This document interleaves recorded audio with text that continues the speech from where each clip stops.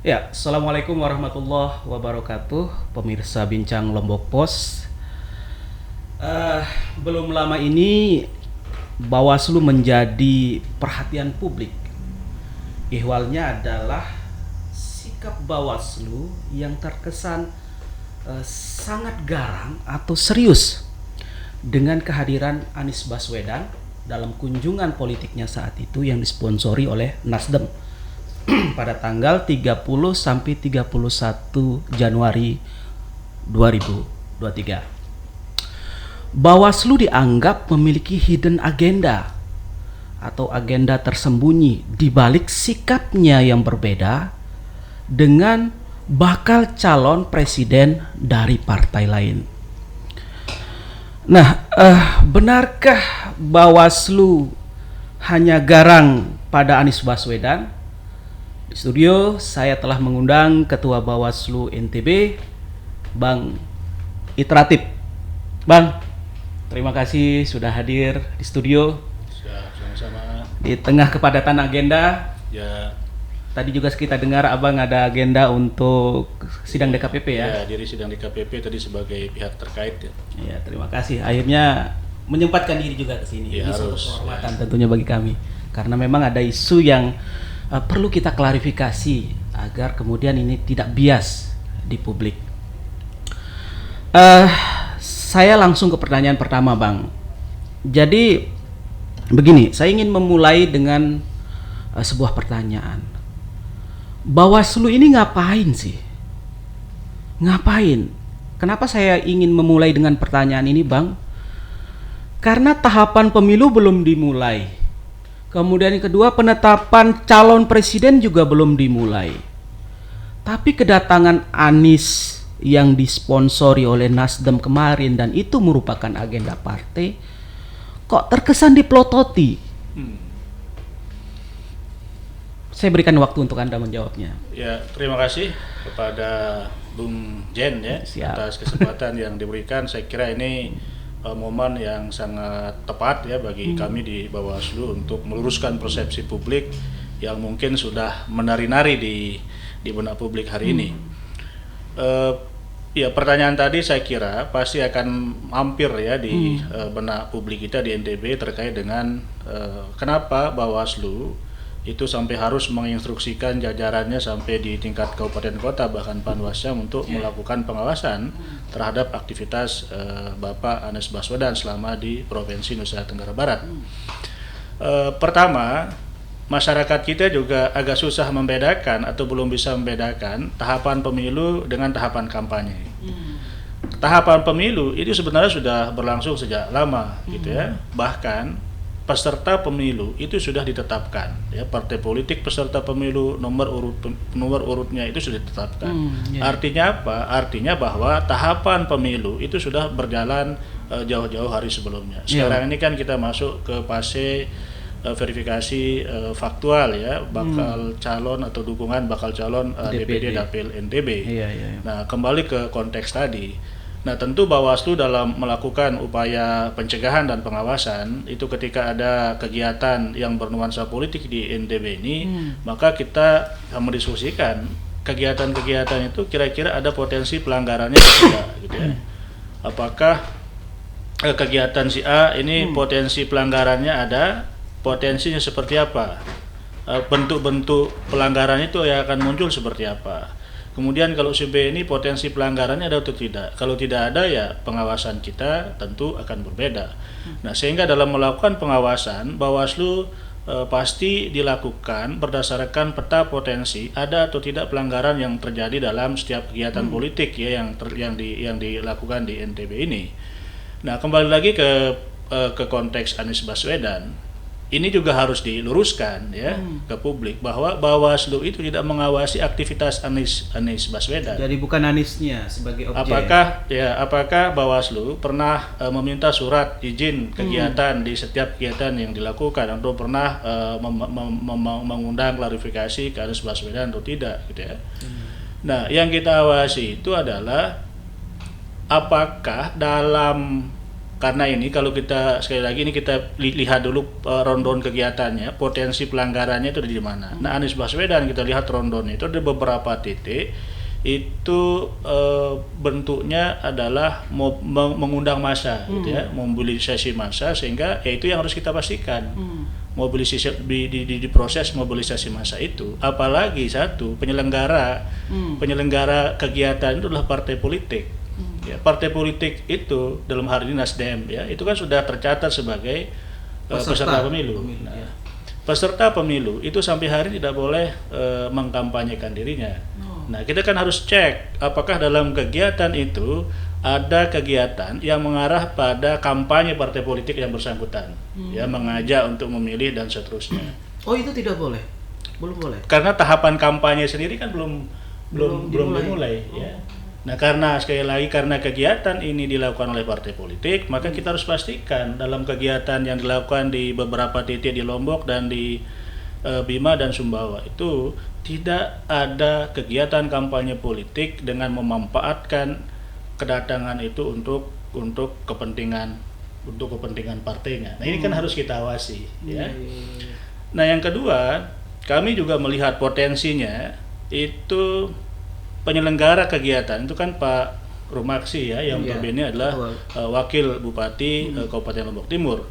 Dan di beberapa titik misalnya di Lombok Barat itu ada Bupati Lombok Barat, kemudian di Lombok Timur juga Bupati Lombok Timur. Iya, kemudian ini yang kita inventarisir sebagai pengurus Nasdem dulu. Dompu. Ya kan? Ya. Kemudian Dompu ya. Nah, itu kan yang kita inventarisir ini. Karena ada pejabat publik, kepala daerah yang ikut atau yang tercatat sebagai keanggotaan atau sebagai pengurus partai politik, maka kita harus pastikan ya bahwa para pejabat ini tidak menggunakan kewenangannya, tidak menggunakan kekuasaannya untuk memobilisasi ASN datang ke kegiatan pengumpulan massa tadi. Baik. Ya, potensi berikutnya apa? Apakah ada penggunaan fasilitas negara atau tidak? Ya. Nah, ini juga yang kita ingin pastikan. Nah, yang terakhir tentu kita ingin mengecek apakah dalam kegiatan-kegiatan itu ada isu-isu atau ada bahasan-bahasan atau tema-tema yang memang di undang-undang itu kan dicatat itu apa yang boleh dan tidak boleh disampaikan selama masa kampanye. Nah, saya kira ini yang menurut saya perlu diluruskan. Sekali lagi, Bawaslu tidak mengawasi Anies Baswedan, bakal calonnya ya. Mengawasi bakal calonnya. Tapi yang operatornya di dalam. Kita mengawasi ini penyelenggaranya ini partai. Kan mungkin kalau bukan partai pasti beda perlakuan kita. Tapi pada konteks yang lain, artinya tidak hanya dalam kunjungan Anies Baswedan, mobilisasi massa ini kan bisa juga dilakukan oleh pejabat yang memang menempati posisi struktural dalam partai. Apakah itu juga diawasi Bawaslu atau hanya momentum saat ada euforia kegiatan politiknya seperti kemarin Nasdem undang bakal calonnya Anies Baswedan yang diawasi? Ya, yang pertama tentu kita akan melihat bentuk kegiatannya seperti apa. Ya, kemarin misalnya ada yang mengaitkan kehadiran Pak Muhaimin Iskandar misalnya ya. Kita cek rundown kegiatannya itu kan hampir sebagian besarnya kegiatan internal. Yang kedua itu menghadiri kegiatan di Unram dan Harlah ya. Nah, dan penyelenggaranya ya tidak seperti penyelenggara kegiatan pada saat kehadiran Anies gitu loh. Di Unram misalnya dalam kapasitas beliau sebagai wakil wakil MPR ya, ketua DPR ya untuk hadir di situ. Nah, tentu sekali lagi kan semua kegiatan itu pasti kita awasi, tetapi perlakuan kita itu dilakukan secara proporsional tentunya, terukur ya berdasarkan potensi pelanggaran yang timbul dari kegiatan itu.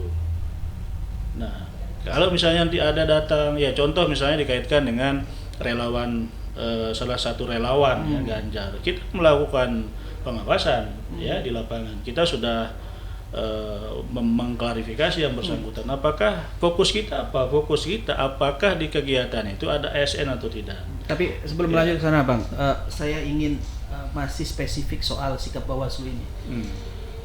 Banyak akhirnya narasi yang berkembang di media sosial, Bang, bahwa sikap Bawaslu ini mencerminkan kepanikan penguasa. Ada yang mengartikan demikian, sekelompok masyarakat di media sosial. Jadi Bawaslu seakan-akan dianggap sebagai kepanjangan tangan penguasa untuk menjegal calon lawan-lawan politiknya yang dianggap mungkin berat. Tanggapan Anda?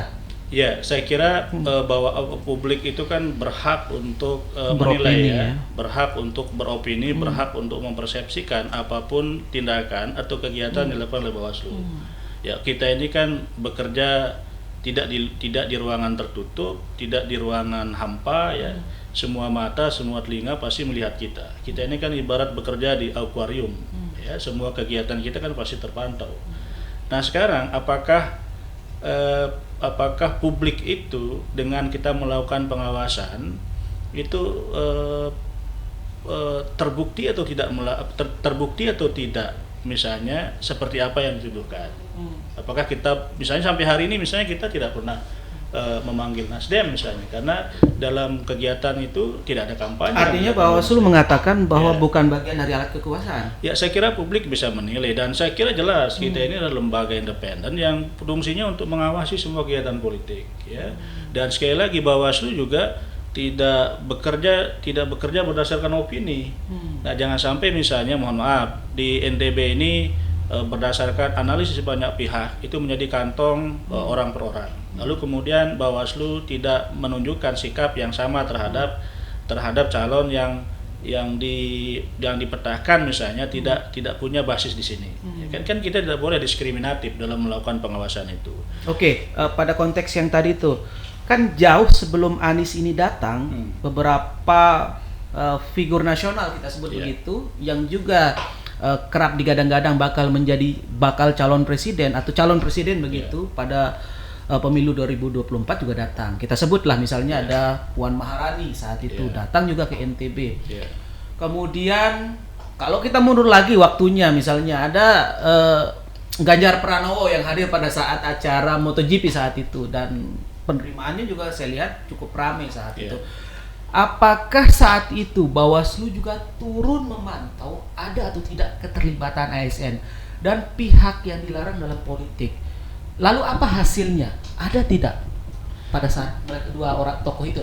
Ya, yang pertama, waktu itu kita belum pernah atau belum mendapatkan informasi kegiatan itu terorganisir oleh partai politik atau tidak. Penyelenggaranya ini parpol atau tidak. Karena sekali lagi peserta pemilu ini sudah ditetapkan. Artinya saat mereka datang tahapan belum dimulai. Abang mau bilang begitu. Ini dulu, ini yang harus kita clearkan. Yang kedua, apakah ada kegiatan yang dilakukan dengan mengumpulkan banyak orang gitu loh. Ya. Ataukah misalnya kalau ada orang berkumpul ketika ada si A datang itu kan reaksi spontan, tapi itu tidak diagendakan, tidak ada. Oh, ada dua konteks yang berbeda ya. Kita makanya diorganisir dengan tidak begitu ya, Bang. Ya, ini kan kita harus lihat konteksnya. Makanya saya katakan di awal tadi bahwa pengawasan Bawaslu itu kan berdasarkan peta potensi kemungkinan ada pelanggaran atau tidak. Ya. Nah, kalau misalnya ada yang datang tapi tidak ada dalam konteks pengumpulan massa. Contoh misalnya kegiatan di Lombok Timur itu kan pengumpulan massa dalam jumlah besar, misalnya seperti itu kan, dan itu terorganisir gitu. Ya. Nah, ini kan juga harus bisa dipisahkan. Dibedakan ya. Harus bisa dipisahkan. Kemudian dalam kapasitas apa orang-orang yang disebutkan tadi itu datang dan untuk tujuan apa dan dalam bentuk kegiatan seperti apa, itu kan harus bisa dipisahkan. Gitu. Makanya sekali lagi saya katakan yang kita awasi itu bukan Anies Baswedan, bukan Ganjarnya, bukan Puannya, tapi ada tidak kekuatan alat negara begitu ya, ada untuk tidak potensi politik pelanggaran yang melibatkan orang-orang yang oleh negara itu diminta netral dalam pesta dalam momentum atau konstelasi politik kita hari ini, ya kan? Makanya coba dicek di Lombok Timur siapa yang dipanggil, di Dompu misalnya siapa yang dipanggil, di Dompu misalnya. Apakah kalau misalnya Bawaslu tidak melakukan pengawasan atau pencegahan di lapangan, ada ASN yang nyata-nyata terang menggunakan baju parpol. Ya, Kira-kira Kalau kita tidak melakukan pengawasan, tidak melakukan penegakan aturan di situ, reaksi publik ke Bawaslu akan seperti apa? Iya. Nah, itulah yang sebenarnya kita cegah, kita hindari. Dalam kegiatan-kegiatan yang melibatkan massa dalam jumlah besar yang dikumpulkan di satu titik dan itu memang direncanakan, ya. Itu yang kita identifikasi potensi-potensi pelanggarannya. Jadi semua hal yang menurut kita ada potensi itu pasti kita lakukan penanganan sekali lagi secara proporsional, secara terukur, ya. Kemudian di Bima misalnya, di Kota Bima misalnya kan ada pertemuan di situ. Di Kota Bima tidak ada ASN yang terlibat, itu tidak ada proses pemanggilan klarifikasi. Ya kan kira-kira seperti itu. Nah, publik itu harus mendapatkan informasi ini secara tepat, sehingga di kesempatan ini saya ingin mengklarifikasi itu tuduhan-tuduhan yang menurut kami itu harus berangkat dari pendekatan kita yang benar dalam menangani setiap proses politik yang terjadi di NTB. Oke, Bang. Terkait dengan potensi, ini kan potensi pelanggaran kan yang dilihat di sana kan. Pada saat yang sama, pada saat kunjungan Anies Baswedan, juga ada kunjungan, tadi Abang juga sempat singgung, kunjungan bakal calon presiden dari Partai PKB, Muhaimin Iskandar. Bawaslu turun di sana dan apa hasilnya? Ya, kita mendapatkan rundown ya, dan kita minta teman-teman Bawaslu Kabupaten Kota untuk mengecek gitu loh. Dan ternyata kegiatan di kampus misalnya itu kan legal itu. Karena atas nama sebagai wakil ketua tadi ya, ketua DPR tadi itu, ya kan? Kemudian di mana lagi kegiatan? Apakah pertanyaan sederhananya, apakah ada kegiatan yang dilakukan itu dalam di ruang terbuka yang melibatkan banyak orang? Ada tidak? Apakah pada saat dia kegiatan di Gelora Pemuda itu bukan bagian dari konsolidasi massa kalau menurut Abang? Iya, saya kira itu kan kegiatan biasa, ada tokoh nasional datang, kemudian ada PMI ya, ada adik-adiknya di sini mungkin mau ketemu gitu ya. Tapi kita sekali lagi itu kan aktivitas yang biasa. Ya kan, aktivitas yang biasa, tidak ada sosialisasi, maksudnya tidak ada panggung di mana yang bersangkutan itu mengkampanyekan apa yang ingin dilakukan, apa yang ingin dia wujudkan. Laporan itu belum diterima oleh Bawaslu. Bawaslu Kota sudah, dan saya kira itu clear saja, tidak ada masalah. Ya. Karena sekali lagi itu kita berangkat dari rundown kegiatan kita terima. Siap. Ya, dan kita cek apakah poin kita itu apakah ada kegiatan berskala besar di ruang terbuka yang melibatkan banyak orang. Atau misalnya di ruang tertutup ya, tapi melibatkan banyak orang dengan memobilisasi banyak orang untuk datang ke situ. Saya ingin sedikit mengklirkan atau meminta pernyataan tegas Abang bahwa memang pengawasan terhadap Anies Baswedan memang bukan permintaan titipan gitu kan. Saya kira itu bisa dicek ya. Siap. Di handphone saya misalnya bisa dilacak teknologi sekarang ini, atau di WA. Tapi murni memang bentuk pengawasan Bawaslu. Saya kira begini, Bung Jen ya. Siap. Kita di Bawaslu ini berkepentingan sekali untuk mengumpulkan banyak data, mengumpulkan banyak informasi. Data informasi itu penting bagi kita untuk memetakan potensi masalah ke depan. Ya. Nah, dengan data itu maka kita bisa membuat kebijakan-kebijakan pencegahan. Ya kan, kira-kira seperti itu ya. Yang memungkinkan, kayak contoh sekarang dengan pemanggilan ASN di Dompu misalnya seperti itu. Ini kan menginformasikan kepada publik bahwa ASN itu harus netral. Nah, pengawasan terhadap netralitas ASN ini sebenarnya juga bisa dilakukan oleh masyarakat. Masyarakat boleh melaporkan, baik itu ke Bawaslu ataupun ke KSN gitu loh. Nah, kebetulan di undang-undang itu salah satu mandat kita itu adalah melakukan pengawasan terhadap pejabat negara yang dilarang terlibat ya kan dalam kegiatan-kegiatan politik seperti itu. Oke. Ini yang harus kita clearkan dulu. Bang, saya masih tertarik soal Anies Baswedan ini lagi. Karena apa ya? langkah yang diambil Bawaslu memang ya saya bilang cukup bernas lah.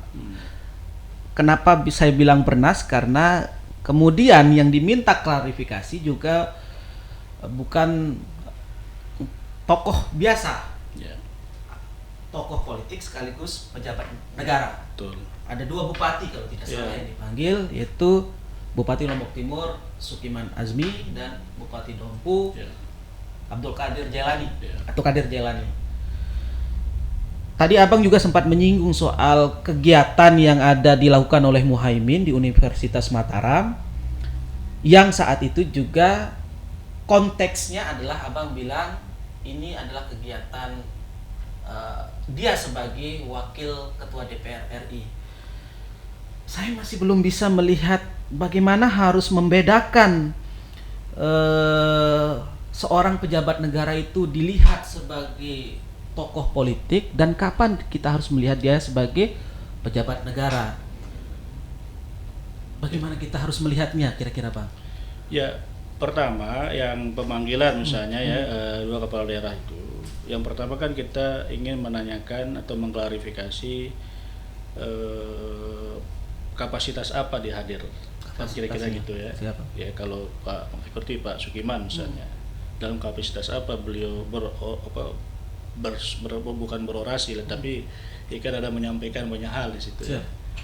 Nah kalau Pak Qadir Jailani kan jelas dia pengurus Nasdem. Sudah ada jawabannya tidak? Di Dompu. Gambar hasil klarifikasi yang kemarin. Dan yang kedua yang kita pastikan itu karena ada ASN yang terlibat, ya kan kita tanya apakah ASN itu sengaja digerakkan atau tidak gitu loh.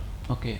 Ya itu saja sebenarnya klarifikasi. Itu boleh ditanya yang bersangkutan. Saya kira tidak yang berat-berat. Yang berat itu karena persepsi publik yang sudah masuk kepentingan politiknya, irisan-irisan pilihannya kan kira-kira begitu. Iya memang polarisasi 2 pemilu itu masih terasa sampai sekarang. Iya, padahal biasa-biasa saja ya. Misalnya Bupati Dompu menurut informasi dari teman-teman Dompu itu mau diklarifikasi ke kantor misalnya, tapi Bupati Dompu minta klarifikasi ke kantor Bawaslu. Jadi sebenarnya hal yang biasa-biasa saja, santai. Tidak ada, karena menurut saya memang di kesempatan ini semua pihak itu harus mengambil peran yang sama, memberikan literasi politik yang cerdas kepada publik gitu ya. Dan sekali lagi tidak ada yang mempersoalkan dirinya hadir di situ. Mereka happy ya kan? Happy, senang, dan mereka bisa klarifikasi dan sekalian silaturahmi ya. Sekalian silaturahim ke Bawaslu. Gitu. Siap. Pada konteks bagaimana kita harus membedakan seorang tokoh politik yang saat ini juga menjabat sebagai pejabat negara, kapan Bawaslu harus menafsirkan dia sedang berkegiatan politik, kapan harus menafsirkan dia sebagai pejabat negara. Ya, apa rule of the game-nya lah? Ya, yang pertama kan kita lihat apakah yang bersangkutan itu tercatat sebagai pengurus partai politik atau tidak. Oh itu. Kan itu satu. Yang kedua, apakah kegiatan itu difasilitasi, disponsori sepenuhnya oleh partai politik atau tidak, kan gitu ya. Nah itu kan sudah mulai terlihat ya pola yang harus digunakan Bawaslu. Kemudian yang ketiga itu ya kita cek apakah dia hadir di situ atas undangan pihak ketiga atau tidak gitu loh. Ya kan itu yang penting ya. Kan itu yang penting. Nah itu kan makanya saya bilang di kegiatan itu kan bisa kita lihat di ron-ron itu siapa EO-nya ya kan. Kemudian jadwal kegiatan, ketemu siapa, kapan pengumpulan massa dan seterusnya. Ya kan itu yang kita cek. Nah ini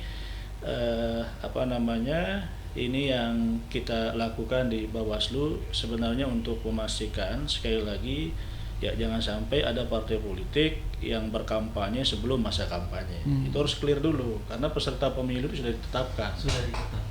Artinya mereka mau tidak mau harus mengikuti draft acara yang sudah dibuat. Iya, dan partai politik tidak boleh kampanye di situ untuk mengajak audiens yang hadir untuk milih yang bersangkutan gitu loh. Untuk memilih partainya. Nah, ini yang harusnya kita pahami bersama.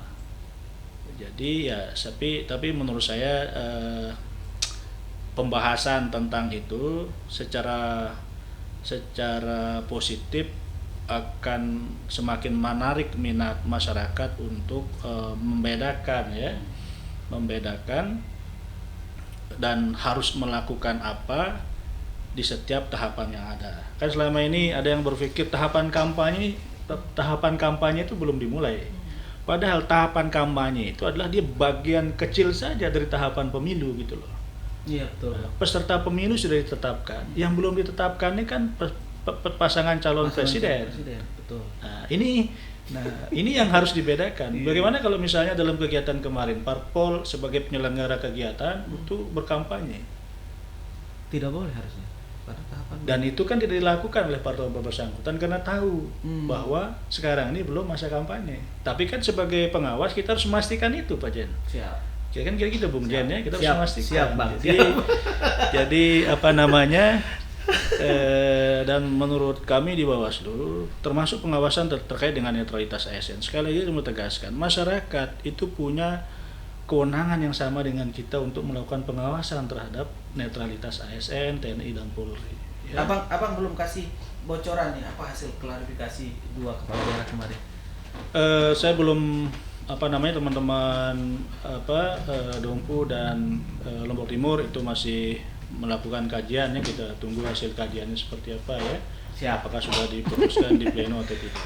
Tetapi yang penting Bawaslu bekerja secara profesional ya, proporsional dan tegas dalam melakukan penindakan pelanggaran terhadap semua pihak. Siap. Terakhir. Bakal calon presiden dari Partai Gerindra juga rencananya akan datang ke NTB. Ya. Saya pikir dari statement abang tadi kan Bawaslu akan bersikap fair lah dalam hal ini. Artinya tidak pandang bulu, akan melakukan pengawasan yang serupa juga terhadap kedatangan Pak Prabowo ke NTB. Ya. Tapi bukan soal itu yang ingin saya pastikan, Bang. Tapi adakah Bawaslu melihat indikasi akan ada pengerahan ASN ini dalam upaya untuk melakukan pencegahan? Kan tugas Bawaslu untuk melakukan pencegahan. Jadi adakah potensi pengerahan ASN dalam kunjungan Prabowo mengingat kedatangan beliau juga dalam kapasitas sebagai Menteri Pertahanan? Ya, yang pertama kita pasti akan mengecek rondon kegiatannya, apakah ada potensi itu atau tidak ya. Nanti kalau ternyata rondon kegiatannya itu hanya kegiatan internal partai misalnya, atau kunjungan dalam kapasitas dia sebagai Menhan. Nah, ini kan harus kita lihat di rondon kegiatannya. Sampai hari ini kita belum terima ya rondon kegiatan itu. Nah, terkait dengan ada kewajiban tidak untuk menyampaikan ke Bawaslu? Iya, saya kira kita akan akan aktif ya. Aktif untuk meminta informasi itu ke partai politik ya. Nah, makanya itu kita akan bedakan nih, apakah nanti EO-nya itu 100% partai politik ya, ataukah EO-nya ini bukan partai politik, protokol negara. Kita protokol negara, ya kan? Bisa beda ya. Kalau misalnya dia acara internal ya itu kan hak partai politik untuk melakukan konsolidasi partai ya pasca penetapan sebagai peserta pemilu. Ya. Terus yang kedua, apakah ada kegiatan konsolidasi massa dalam jumlah besar, ada panggung besar misalnya yang memungkinkan dan berpotensi pengerahan ASN juga kan? Ya, berpotensi seperti itu atau tidak. Nah, ini makanya kita akan cek di rondon kegiatannya seperti itu ya. Tapi kalau pendekatan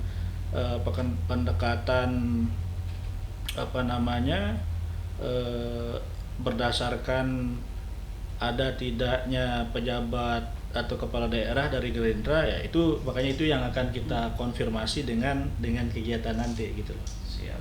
Ya, kalau misalnya nanti sentrumnya di Lombok Tengah misalnya, ada pertemuan akbar di situ, ya pasti kita akan lakukan pengawasan. Pasti akan lakukan pengawasan. Iya. Kan ada potensi juga kan, artinya kalau melihat case-nya yang karena ada beberapa kepala daerah yang juga memang milik karena sekali lagi kita akan lihat bentuk kegiatannya, EO-nya siapa, ya kan? Jangan sampai nanti kunjungan Menhan ini meninjau beberapa program strategis nasional misalnya. ada ASN yang ikut terlibat di situ. Ya, itu kan kegiatan kenegaraan kan. Iya. Nah, ini kan makanya harus dipisah itu. harus dipisah. Harus bisa ya Ya, kita antara kegiatan partai politik yang berpotensi menimbulkan tadi itu, ya, atau kegiatan kenegaraan, gitu loh. Jangan nanti disamakan setiap orang yang datang yang potensi sebagai capres atau wapres itu kita tidak melihat konteksnya gitu kan. konteksnya ya. Perlu konteks itu, Bang. Bang, saya tahu memang tugas pengawasan bukan tugas yang mudah. Ini seperti wasit Abang ini. Dan memang profesionalisme dan sikap adil menjadi tuntutan yang muncul di tengah masyarakat. Saya tahu ini tugas yang tidak mudah. Selamat berjuang, Abang. Ya, siap, terima kasih, dan saya pikir ya kritikan masyarakat itu menjadi vitamin buat kita. Cocok. Ya, itu adalah injeksi stamina yang sangat berharga buat kita. Karena Bawaslu sebagai tadi wasit, saya tambahkan juga kita ini sebagai hakim juga memutuskan ya penanganan pelanggaran administrasi sengketa ya dan TSM gitu ya. Nah, kita yang jelas mungkin Bawaslu akan berusaha seadil-adilnya ya, walaupun mungkin tidak adil di mata publik. Kita akan bekerja berdasarkan peraturan perundang-undangan. Oh siap. Jadi kewenangan kita sudah jelas, tugas kita sudah jelas, kewajiban kita sudah jelas, itu yang kita lakukan. Siap. Publik boleh menilai apapun karena itu hak publik, ya kan? Dan hak kita di Bawaslu itu adalah melakukan tugas, kewajiban, dan kewenangan itu sesuai porsinya yang tercantum di dalam Undang-Undang 7 tahun 2017. Siap. Jadi kita harus fair, publik fair, Bawaslu juga fair, kan begitu. Siap. Harus bisa kapan membedakan tugasnya Bawaslu, ya kan? Iya, ini mungkin bisa menjadi imun juga sebagai gizi pemirsa Lombok Pos untuk melihat bagaimana seharusnya secara proporsional melihat kerja Bawaslu dalam melakukan pengawasan. Bang, terima kasih atas waktunya. Tidak terasa 30 menit kita sudah berbincang. Saya pikir banyak hal sudah kita buka di sini. Semoga tugas-tugas yang jelas tugas Abang ke depan ini akan semakin berat dan penuh tantangan. Iya. Siap. Ya, saya kira itu bukan siap, itu pilihan yang sudah saya ambil. Oh, sudah siap. saya pilih. Terima kasih Bang Iteratif sekali lagi. Selamat bekerja. Amin, terima kasih. Saya minta jabat tangannya dulu supaya bentuk ucapan selamat bekerjanya. Ya, pemirsa Lombok Pos, demikian perbincangan kita dengan Ketua Bawaslu. Sampai jumpa lagi di episode berikutnya. Assalamualaikum warahmatullahi wabarakatuh.